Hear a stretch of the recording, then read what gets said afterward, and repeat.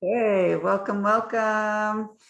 So this is very exciting because we're doing this in honor of the Rebbe's 120th birthday, and we're going to share some stories. I'm going to share my personal stories, a few with the Rebbe that I had personally, and Miriam Sham is going to share some stories that she has that she's excited about. So I'm going to start, first of all, with one personal story of how the first time I actually really got any personal attention from the Rebbe. I was 16 years old. I was at the time living in Los Angeles, but I was on my way to study in Israel. I wanted to finish high school in Israel, in Yerushalayim. And I planned on going to Chabad school in Yerushalayim, even though I was not a Chabad, ever in Chabad before, or not a Chabad person, or connected in any which way to the Rebbe. But on my way to Israel, I stopped and I stayed by a friend of mine from high school in Flatbush.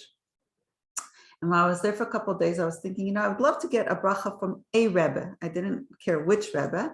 I was, any Rebbe would be wonderful to get a bracha. And I kind of was trying to figure out, how do I reach any Rebbe? And I couldn't figure it out, except I knew in the phone book, there was a phone number for the Lubavitcher Rebbe. So from the phone book, in those days, yellow pages, white pages, right? I opened up, I got the Rebbe's phone number from 770 Eastern Parkway, and I called the Rebbe's office, and Rabbi Gruner answered the phone, and I told him I'm going to study in Beis Chana in Yerushalayim, and I wanted the Rebbe's blessing. So Rabbi Gruner actually took my phone number, which I didn't expect. And he actually called me the next day, which I didn't expect either. I didn't expect a response. I just thought, I'm asking to give my name to the Rebbe, and the Rebbe would pray for me, and that was it. So the next day, Rabbi Gruner calls me back. He says, the Rebbe is giving you a bracha, and he gave me $2 to give you. He wants you to come pick it up, and $2 for your trip or whatever. I didn't know for what. I had never imagined getting $2 from the Rebbe. I wasn't exactly sure even how to get there. I was a little it was just a huge surprise for me. I wasn't even familiar with the concept of the Rebbe giving out dollars. This was before the Rebbe would give out dollars on Sundays. This was years before that. So I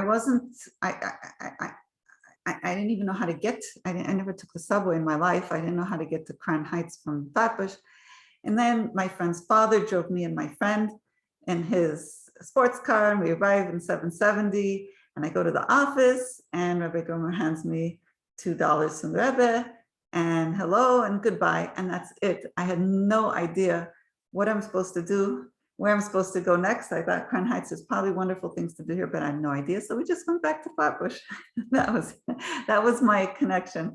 That was my initial connection. Little did I know, though, that the Lubavitcher Rebbe had kind of still oversaw me, because many years later, my teacher, my mentor, Lezer Nana Sabata, who was an old chassid he was in his late 80s at the time, and he was close to the Rebbe, he was close to the previous Rebbe, he was close to the Rebbe before him, the Rebbe Rashab, who was the fifth Lubavitcher Rebbe. He was like my teacher in Yerushalayim. I stumbled into him. I'm sure the Rebbe had something to do with that somehow behind the scenes. But Rabbi Blazer told me later on, after years, that he would actually write to the Rebbe and give the Rebbe reports of our progress and our learning of Chassidus. And I had no idea at the time that the Rabbi Blazer or the Rebbe, had any communication about me, what I was up to. But there was, the Blazer took his job very seriously as my teacher, and he would give what's called a duch, a report to the Rebbe of what he was learning with me, and keeping the Rebbe appraised to what I was up to. So that was one of my first stories. And a second story I want to tell you about when I was trying to figure out where to finish my schooling. I wanted to leave the Chabad school I was in and go to a different school, to Michlala. And I'm going to tell you the Rebbe's answer, which was a shock. It shocked all my friends. It shocked my mashpia. It shocked everybody. Shocked me. And the Rav who I consulted with also was shocked with the Rebbe's answer. So do you want to hear that story? I will, but we have Miriam Yerushalmi on the line, and she can speak for just for a few minutes, and I wanted to give her an opportunity for, in honor of the Rebbe's birthday, to share a story also with us. So welcome, Miriam. Hi, it's so good to be here again, and I am beyond so super grateful for the Rebbe in my life that I just dedicate everything I do as best I can to do what he has so wanted us to do, share. Aleph, so many times along the journeys of my life, when I just began to be connected to the Rebbe, every which way I turn, the Rebbe guided me. And it all started one day when I was living in Ma'ale Adumim, and one of my campers, I had a day camp, she came up to me and she said, I want to give you a bracha from the Rebbe. My brother, who is not well, his name is Eitan, and we opened the Rebbe's Igros to get a bracha, and his name, Eitan, and it said that he would get back to his strength. And she actually opened up the Igros for me. She came with the book. At the time, I wasn't even familiar with, being connected to the Rebbe through the Igros and the letters. And she says, I want you to have children. At the time, I had done that camp for over, 7 years and or 5, I can't remember exactly how many years. And I hadn't had children. So she opened up the book, and in it said, a bracha for a ben ve'abat. In English, for us, Son and a daughter. A son and a daughter. Well, that month I was pregnant. Oh my gosh. And how many years had we tried? And the next one was a girl, actually. And she just came to you randomly, this randomly, little girl was maybe 10. I don't, I still have to go and chase her wherever she is around the world to really even thank her more and more every day. I keep, holding on to that bracha. So ever since that day of that bracha, I got so glued to the Rebbe, so connected to the power and the guidance and the healing. And I don't know how many times it saved me from certain surgeries, how many times it saved me from making wrong decisions, how many times it saved me in so many ways, and directed me and guided me to go in the direction that the Rebbe wanted. And I remember also there was a time where even I started opening the Igros for my clients, and even people who are not Chabad. And I just I didn't introduce you, so there's some people online who don't know what you do. Like you said, your clients. So just remind me what you do. Well, basically, I have started a program called CBTT, which is Cognitive Behavioral Torah Therapy, or Torah Tools, if you want to say, really delving deeply into the real essence of the psychological, emotional, and mental imbalances coming from the deep teachings of Hasidus, and using it as a roadmap to help them understand what, spiritual, mental, and emotional, practices that they need to do daily so that they can really not only see themselves as not damaged goods or broken brain, but as someone so super holy that has so much super light and super energies and super talents and gifts of learning how to really receive that incredible power of their soul to help it shine and really grow and actually become beyond what they ever have been. And I can say, even just this Shabbos, my husband was saying how the Rebbe used to really emphasize, and that's the first ritual we do on the Pesach Seder of Kadesh. You really need to activate your emunah to really believe in yourself on how holy you are. And not let modern society and what everyone else out there can tell you that's wrong with you, that no, you are so right. You're so powerful. You have Chelek Elokai Mamish in you that empowers the individual not to feel broken and And, That is the whole power of the Rebbe that we've seen now after it's his 120th birthday tomorrow night.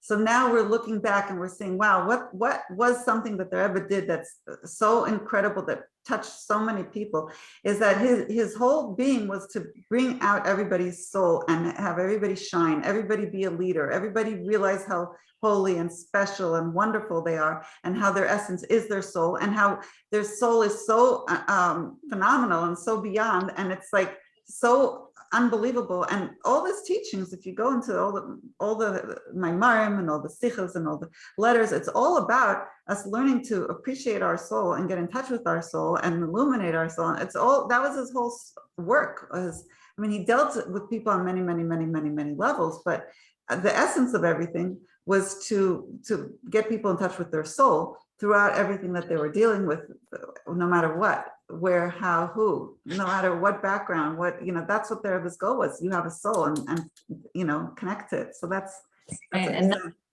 that's why we personally, each and every one of us, have the 4 cups of wine or grape juice during the Seder, because each and every one of us is so super holy. And I want to share like a story that I read recently, and then also I really, ask everyone to read more and more books about the Rebbe. I actually got this as a gift from my rabbi. What is it? My story. It's Encounters of yes, that's a great book. Yes. The Lubavitcher Rebbe's encounters with people and their stories of how they benefited. And it's very incredibly infused with a lot of the Rebbe's teachings. So it's not just about, but all the miracles he did, but the knowledge-based information that he shared with these individuals that they captured in this book, that it's also like studying his work. So I have to quote, when Mr. Zach met up with the Rebbe, and he was like, for years trying to get him to be, more of a practicing Jew. It says here, your problem is that you're trying to find the roadmap through your head. You're trying to think yourself to God, but you can't think yourself to God. First, you have to experience the why and the how of being Jewish.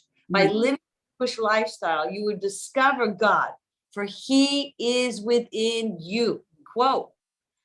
The mistake you're making is you're trying to connect to him through your head, when you have to connect through your heart, through the Jewish experience.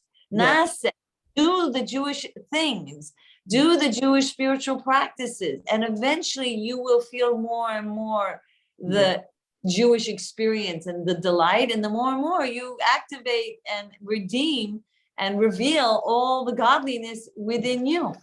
And sometimes, so many times the Rebbe would actually like comfort people on life tragedies and ways that just like, whoa, like help you understand how to look at the world in such a positive way.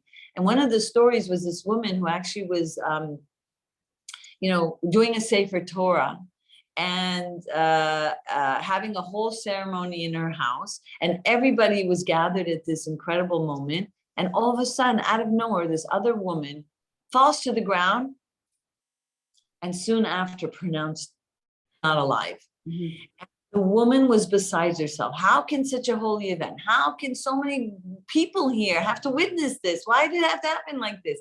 So much time to organize this and to make it happen. Yes. And she answered the Rebbe that what an opportunity that she had to be able to allow this woman, this last mitzvah, to allow a gathering of so many souls that she could be with, that she had this last chance to be with them, so that she would have a shomer until the right people came to take her to the right place, to bring her to that final destination. And what a gift that she gave this woman in that way. Yes. And she actually then became relieved, and she actually became so calm and able to see the good in the tragedy that happened. Yes. There was really a tragedy in that sense, because Hashem chooses when and where the soul is finished with their mission and is free now to go to that next level. Anyway, so Yes, this concept of the Rebbe transforming everything, even the worst things that you can imagine, which is like death and that kind of suffering, they've always had a way to see it as not just, don't look at it in tunnel vision as just one isolated thing as it is right now, but look at the total picture, the span of her life and her soul in this world and where it's going to and what it experienced and how it experienced this moment.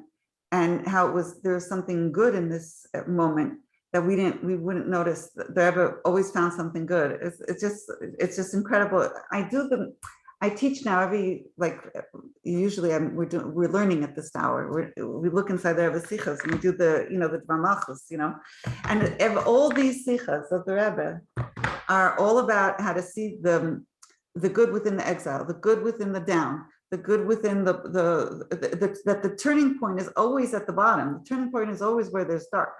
To get up, you have to be in that moment of the darkness to transform it into light. And that always shows how the darkness is a way of is how you can get transformation from that darkness. That's the incredible part. We usually see dark, it's dark, that's it, it's dark.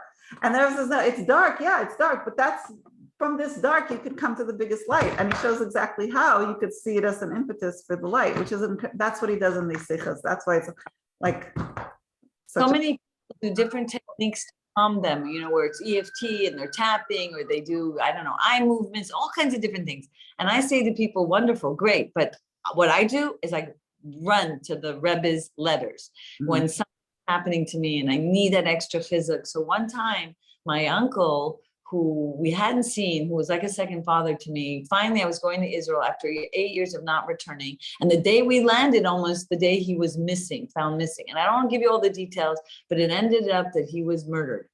Oh. And I just I couldn't believe, finally I'm back. And finally this tragedy, and I'm in Eretz Yisrael, and I could not stop crying. These are the many early days when I just became connected to Chassidus and just connected, with the Rebbe's letters. I ran because I just, the images of how he was, and it was bombardment like you can't imagine, and tears and tears and tears. I couldn't stop crying. So I ran to the Rebbe as soon as I can get to my Igros book and opened it. And I'm telling you, and I got such a clear answer that it said the soul upon Shamayim really doesn't want you to be sad. Now you have to understand that it's free, it's not in a body, and that it's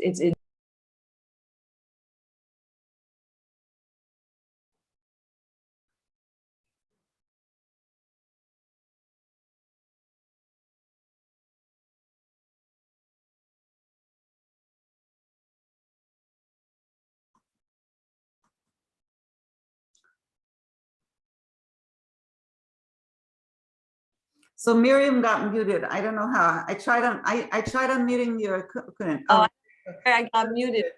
Okay. The Rebbe was saying that, let go of the pain of what happened and focus on the soul of this departed, of how now it's free and it's not entrapped by a body, and that it's up in Shamayim, basking in the light of Hashem, basically something very beautiful and poetic in the sense of helping me release myself from what happened down here and focus on the real good of this person who's now really close to Hashem, and that this person up in Shamayim, my uncle, wants me to see me do Torah and mitzvahs b'simcha and not carry this sadness all day long, and that it would hurt them for me to be sad because they're gone.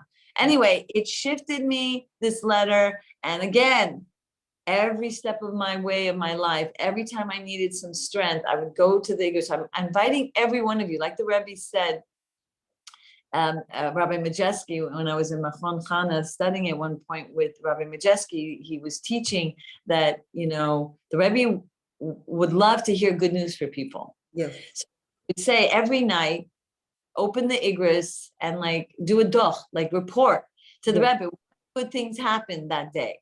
And every time you would do that since you had good news to report, that you will have more good news to report, because by reporting news, basically being grateful, and the more grateful you are to Hashem, basically Hashem wants to give you even more things to be grateful for. And it's like, what? I didn't even address what happened to me in the negative or something. And in the answer would be like a resolution or like some kind of guidance to, to help me through whatever did happen that day. And again, my clients, as I said, helping them understand from the Rebbe that they can feel comfortable going the Torah way toward healing. Beautiful. Thank you, Miriam. So Miriam, when I advertised this class, we weren't sure if we weren't sure if you're going to come on or not. So I didn't let people know, which is a shame, because I'm sure we would have more people if I would have told them that you're coming. But I'm glad we have this on recording. Yeah. Thank you. And, but I did want to share, because what I did advertise is that I'm going to share some of the answers that I got from the Rebbe. These are faxes that I got from the Rebbe, 1990 to 1992. There was more that were, but these were like, print. This is how they came. They came typed up either from Rabbi Groner, labeled Groner, the Rebbe's secretary for over 40 years. He was the one who typed these up or hand wrote these and faxed them to me. It was a miracle that I even had a fax machine in those days. In those days, most people didn't even have a fax machine yet. But what it was, the way it happened was, I was very young, and I really wanted to teach. Though I wanted to be a teacher. I always wanted to be a teacher since I was a little girl, and I didn't enjoy teaching teenagers, which was what I was doing at the time when I decided that I have to stop teaching teenagers. I don't enjoy it, and I want to teach women. So I was very, very young, but I decided, I want to do outreach. That's what I felt. The Rebbe had sent me on Shlichus, what it's called, to do outreach in San Diego to SDSU, and we had left there. It wasn't my own decision. So when I came to LA, I was looking for something to do. I really wanted to work with women. But there was no context. There was no school that I could teach women, and there was no Zoom in those days. So what I did was I thought of starting my own school, Beis Chana, and I asked the Rebbe for permission to start a Beis Chana. So I called the Rebbe's secretary. I called 770. Rabbi Klein answered the phone, and I told him my idea, and I asked if he could ask the Rebbe for a blessing for me to start a Beis Chana in California where I could, teach women Torah. So Rabbi Klein said at the time, it could take 2 years to get an answer from the Rebbe for this, or a blessing from the Rebbe. So I said, okay, I'll be patient. In any event, 2 weeks later, I got an answer for the first, program that I did, and it was this one, the one on the far right, and it was from the 24th of Tammuz, 1990, and it was to the administration, the administration of Beis Chana. You should be blessed, Tichye, should be well, and it's about, the response was for our first program, which was going to be on Wednesday, and the Rebbe says it was received, and Shuas Chen, which is amazing, blessings for it. And he said he should continue doing it, and not just continue, but add to it. And it's an auspicious time, because this is a time where the rabbis say, not just this time, in general, the rabbis say, when you do something good and you increase in it, you get added special blessings and continue in it. You get something added to you. And especially if it's a blessing from God, that God can give a lot of blessings. And then the Rebbe says it's an auspicious time because it was the times of the 3 weeks. And the Rebbe says these 3 weeks are going to be transformed into days of rejoicing and Yantiv. That's what it says in the Tosefta and Tanis, in the Mishnah Tanis and Maimonides. There it says the days of the 3 weeks are going to turn into days of holidays in the future redemption. And then the Rebbe says, I'll daven for you on the previous Rebbe's gravesite. So that was the first answer that I got from the Rebbe, which was a shock, a surprise, and a beautiful encouragement to start my new program to do the Beis Chana for women. So I started doing events like once a month. That's how I started. Once a month we did some learning, some classes, and it was in Rabbi Sitchin's shul. That's where we started on La Brea in Los Angeles, and no internet yet really in those days. Just faxes, no email.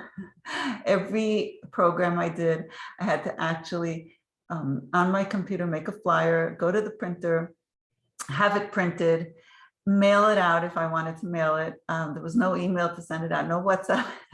It was a lot of work.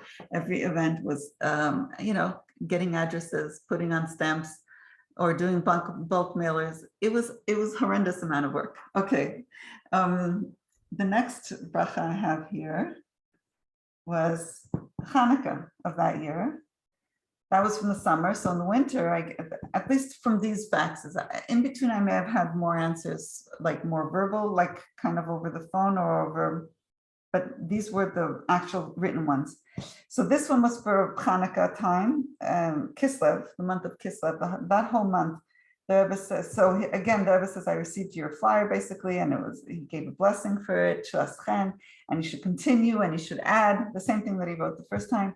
And the Rebbe says, again, it's auspicious time. And also the rabbis say those who add are added too, especially if it's God's blessing, that Hashem's blessing is great. And then he says, this time now is the month of Kislev, the third month, and it's similar to the third month from Tishrei, from Nisan, which is a month of like lots of special auspicious days on this time. And in the month of Kislev, there's the Mittler Rebbe's Hilula, and the day he came out of jail, the Yud Kislev, which is the day the Alter Rebbe came out of jail, and the days of Hanukkah. And if this was the year 1990 on the Hebrew and the English calendar, but 91 Nun Aleph on the Hebrew calendar, and there it says, I will pray for you on the previous Rebbe's gravesite. So again, that was another beautiful, beautiful. Here, let me show it to you. This is the big one here.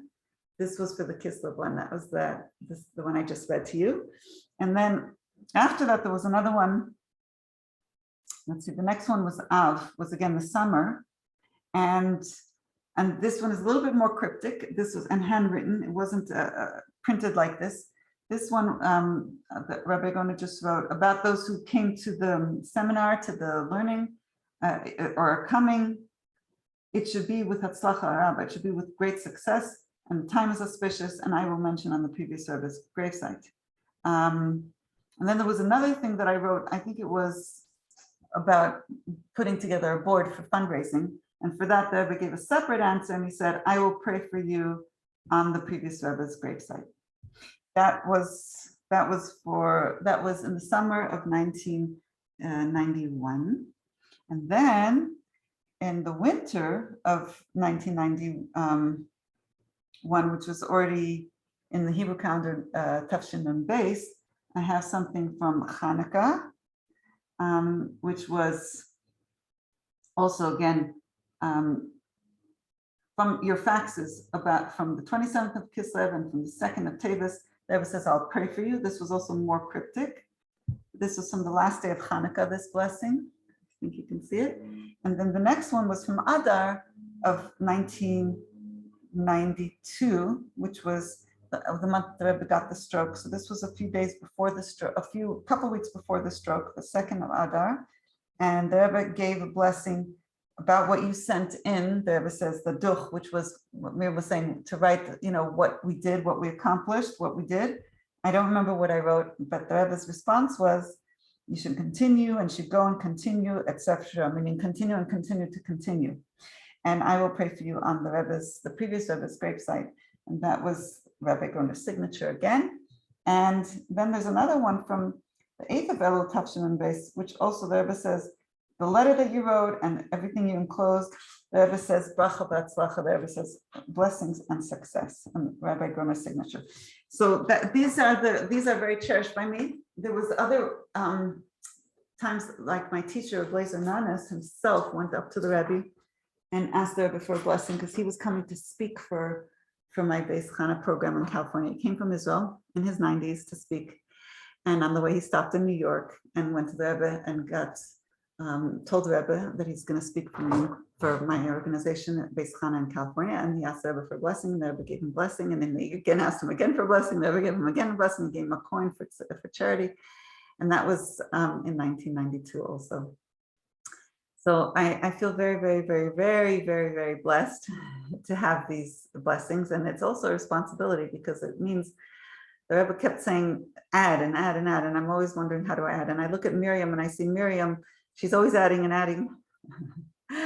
For some reason, it seems to come so easy, natural to Miriam. For me, it's always a struggle. But it's a blessing. It's a blessing. I feel that all the teaching that I've been doing all these years and the Beis Chana has been managing to do is definitely hasn't been my energies and my abilities. It's all blessings from the Rebbe to through me. I've been like a facilitator of the Rebbe, what the Rebbe wants. As long as I don't block what the Rebbe wants, the Rebbe's blessings come through. Whenever I try to do an event, it comes out in a way that I had never imagined. Whenever I did programming, I was never trained in programming. I was never trained in making events. I was never trained in getting together volunteers and putting together a nonprofit and putting together a whole organization. I was just a young, shy girl who was raised in a very sheltered Yerushalmi background. And here I was sent to California, Hollywood, to create an organization and learning for women of Chassidus. So everything was definitely miraculous and more than and beyond miraculous.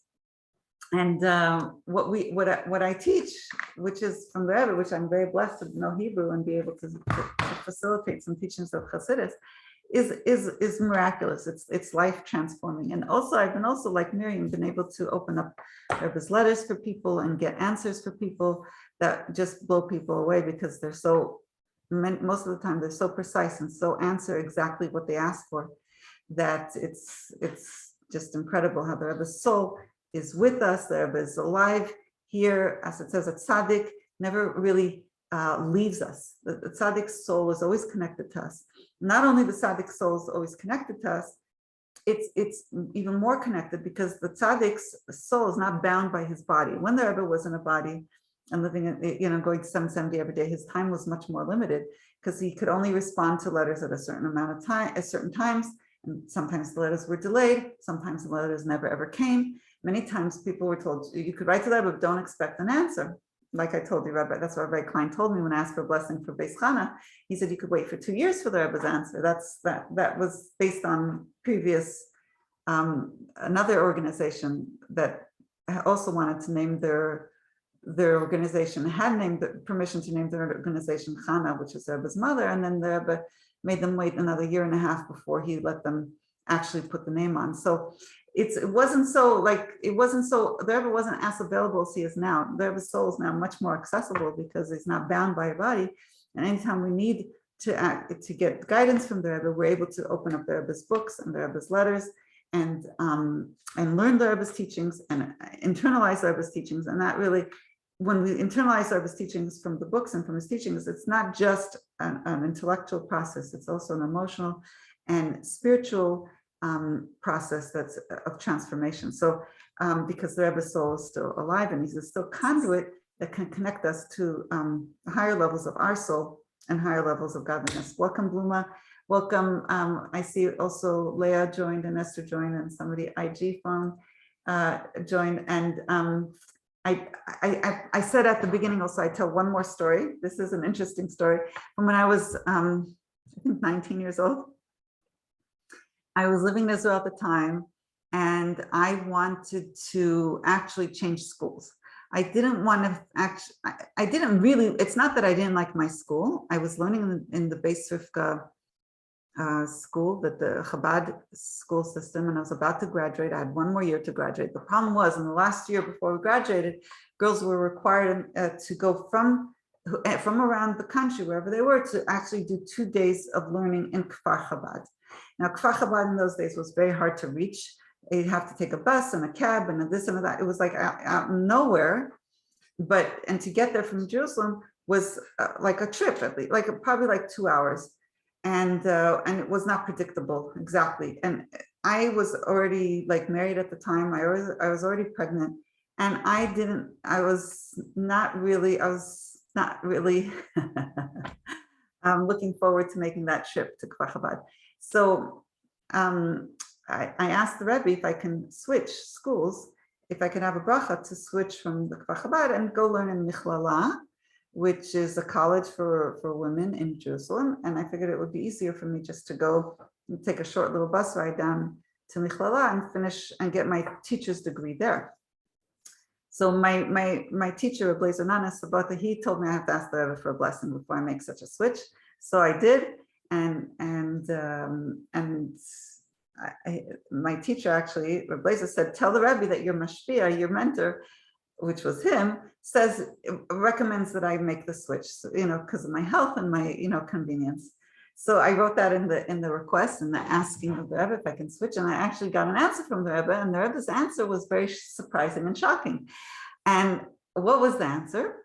The answer was to ask a rabbi who he's not like a mentor rabbi or a teaching rabbi, but he's a rabbi who actually gives over halachic ruling. He gives, in actuality, he can say what Torah allows or doesn't allow, is basically what a rabbi who's called in Hebrew a moreh hora'ah bepo'al, a teacher who can teach an instruction in actuality, meaning he can translate Torah rulings into everyday life, what is permitted and what is not permitted. Meaning the Rebbe was saying, this is a matter of not what your mashpia or your rabbi is looking after, you, but it's more of actually a question if in halacha, if you can make this switch or not, which was a big, huge shock, even to the rabbi who I went to. I went to Rabbi Zeb Dov Slonim alav hashalom. He was the father of one of my my classmates. He was the official rabbi of Merkaz Ha'ir, the central part of Jerusalem in that time. And he was, I knew him because he was my classmate's father. And he is a Chabad rabbi, but born and bred in Jerusalem, and but a chassid of the Lubavitcher Rebbe, a Yerushalmi chassid of the Rebbe. And he knew me personally because I used to come study with his daughter for tests in school.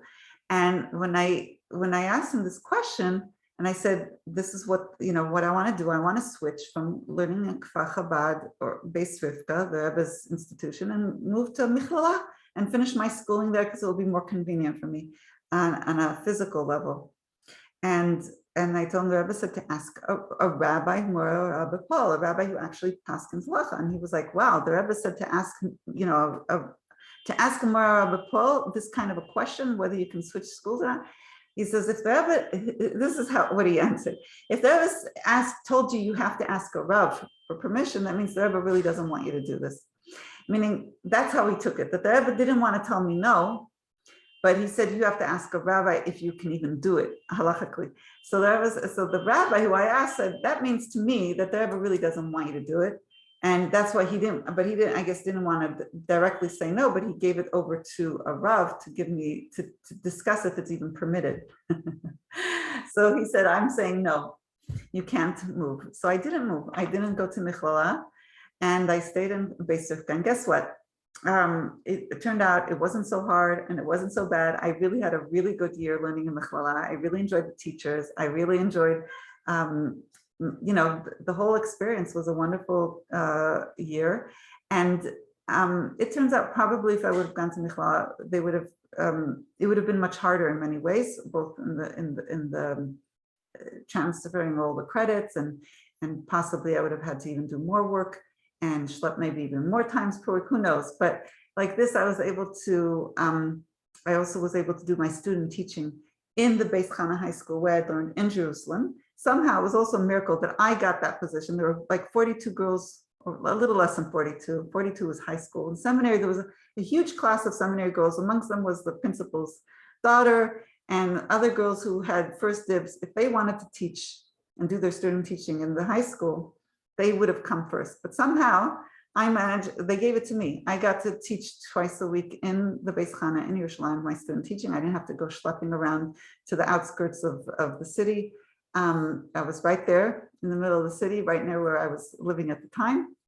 And it was a pretty, relatively, in many ways, it was an easy year. And it could be that, I don't know who pulled those strings from me or how I managed to get, I have no idea how I got put into the principal of the high school. His daughter really should have gotten that position to teach in the high school, but I got it somehow. I don't know, I guess maybe they have intervened, and I had a really easy year. So it turned out I graduated that year a few weeks before I gave birth to my first child, and all went well, and thanks to the Rebbe. So that's just a side story, which is very interesting and very unique. But the real unbelievable side of what I got were all these blessings that the Rebbe gave, and I showed it before. these and more to the work that I was doing for Jewish women. And I was very young at the time. I was not really capable of really, I think, taking on a whole institution and teaching women and being a guide or a mentor. I was just very, very, very young, very inexperienced. And the Rebbe believed in, I guess, the concept of having something for Jewish women. And whoever was willing to do it, which was me, I came up with the idea. He gave me the permission to do that. And I think it's probably because the Rebbe really valued Jewish women learning and Jewish women learning Hasidus and Jewish women growing in their Yiddishkeit. That was extremely important to the Rebbe. I also remember when I was young, I was able as a teenager also to go to 770 and get to be there when the Rebbe would have the whole 770 cleared of men, and only girls and women were able to come downstairs into 770 in the big hall, and it was full and packed with women. The women would come and give a whole talk to the women. It was Yiddish, so I didn't understand 100%. But the fact is that we got that special treatment as women, which no other Hasidic Rebbe was doing at the time, of being in 770 in the men's section. The men had to go to the women's section, and we got the Rebbe's addressing us directly and giving us personal attention.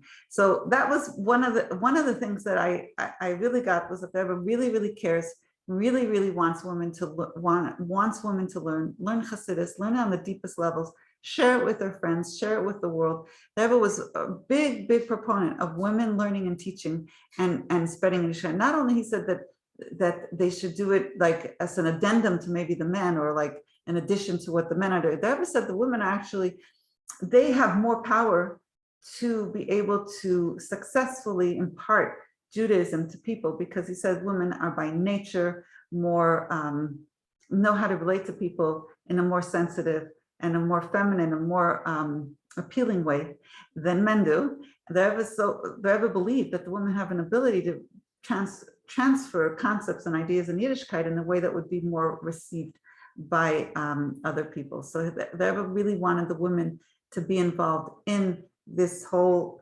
mission of spreading Yiddishkeit into the world. And the Rebbe gave a tremendous amount of push to women. And that's why I feel the Rebbe gave me and my organization a tremendous push to keep pushing, to keep doing, to keep adding, to keep spreading, because it was so important that the women actually get this attention and feel that they're needed, and that they're imparting of Torah and Torah for Chassidus specifically is done. It needs to be done through them in bigger and grander ways. So I give all of you a bracha and a blessing that you should continue your work and add and increase more in your work, because all the blessings that I got for Beis Chana should come to you, through you, and transform the world with what you've got. Everybody has their neshama, their knowledge, and that's what the Rebbe wants us to do, to impart whatever we can. So it's a bracha for me, a bracha for you, that we should all do whatever we have to share, to keep sharing, and not to hide ourselves, not to hide our light, to continue bringing the Rebbe's light, the Chassidus Torah through us as much as possible to the outside world, to others, to share and to bring, until we'll all be learning about Hashem together in Yerushalayim and the Beis HaMikdash. With Zoom, it's very easy for us to all be together. On the internet, it's very easy for us to all be together in Yerushalayim. But physically, we want to be there too, all together very soon before Pesach even. So I'm going to open up. It's 11:51. If anybody wants to ask questions or make a comment, I like to do that in our class. I like to keep this class short, and I like to get people to either ask a question. It wasn't really a class, so there may not be any questions, but if you want, you can comment. So I'm opening it up. I'll unmute you. I'll unmute everybody. You could also unmute yourself if you want. It's a little hard to unmute, but here we go. You're unmuted, Bluma. I'm sorry, on Facebook, people can't unmute themselves, but or join. But anybody want to make Leah? You want to say something? You want to share?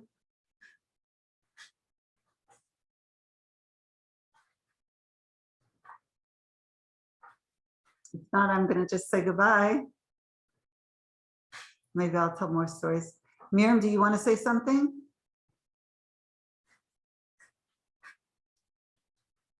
You can unmute yourself. Did Miriam leave?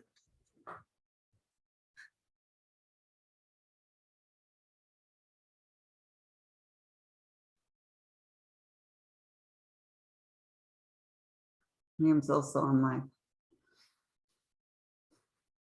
Okay, so I think I gave over quite a few stories, maybe to be continued another time. And we should all celebrate Pesach in Jerusalem together. Amen. Thank you. Thank you. Thank you. Thank you. Thank you very much. Be well. Kasher Sameach. You too.